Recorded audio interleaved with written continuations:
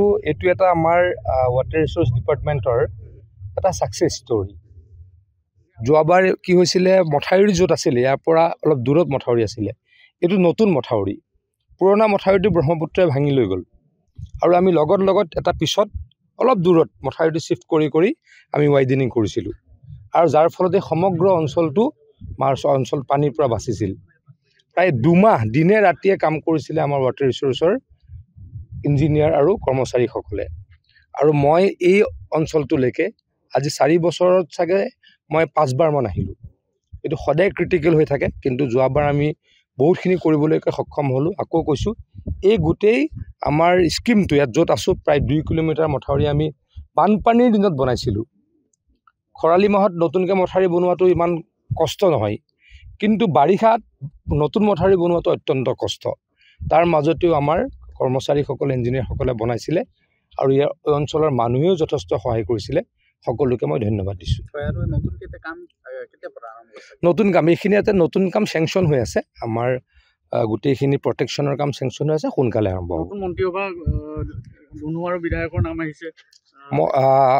সকলোৱে ভালদৰে কাম কৰক, তাৰ কাৰণে শুভেচ্ছা জ্ঞাপন কৰিছোঁ। আৰু প্ৰত্যেকজন মন্ত্ৰী, যিকেইজন নতুন মন্ত্ৰী হ'ব বা হৈছে, তেখেতলোকে যথেষ্ট পাৰদৰ্শিতা প্ৰদৰ্শন কৰিব বুলি মই ভাবোঁ।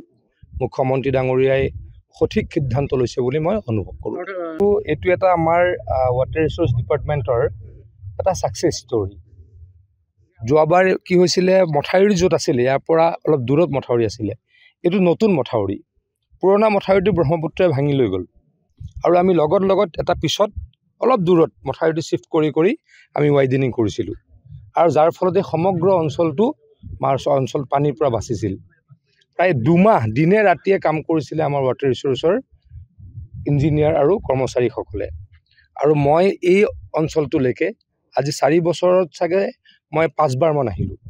এইটো সদায় ক্ৰিটিকেল হৈ থাকে, কিন্তু যোৱাবাৰ আমি বহুতখিনি কৰিবলৈকে সক্ষম হ'লোঁ। আকৌ কৈছোঁ, এই গোটেই আমাৰ স্কিমটো ইয়াত য'ত আছোঁ প্ৰায় 2 কিলোমিটাৰ মথাউৰি আমি বানপানীৰ দিনত বনাইছিলোঁ। খৰালি মাহত নতুনকৈ মথাউৰি বনোৱাটো ইমান কষ্ট নহয়, কিন্তু বাৰিষাত নতুন মথাউৰি বনোৱাটো অত্যন্ত কষ্ট।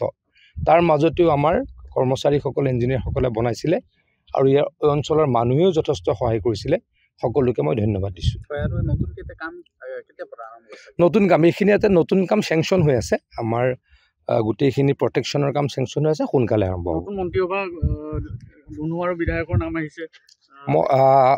সকলোৱে ভালদৰে কাম কৰক, তাৰ কাৰণে শুভেচ্ছা জ্ঞাপন কৰিছোঁ। আৰু প্ৰত্যেকজন মন্ত্ৰী, যিকেইজন নতুন মন্ত্ৰী হ'ব বা হৈছে, তেখেতলোকে যথেষ্ট পাৰদৰ্শিতা প্ৰদৰ্শন কৰিব বুলি মই ভাবোঁ। মুখ্যমন্ত্ৰী ডাঙৰীয়াই সঠিক সিদ্ধান্ত লৈছে বুলি মই অনুভৱ কৰোঁ।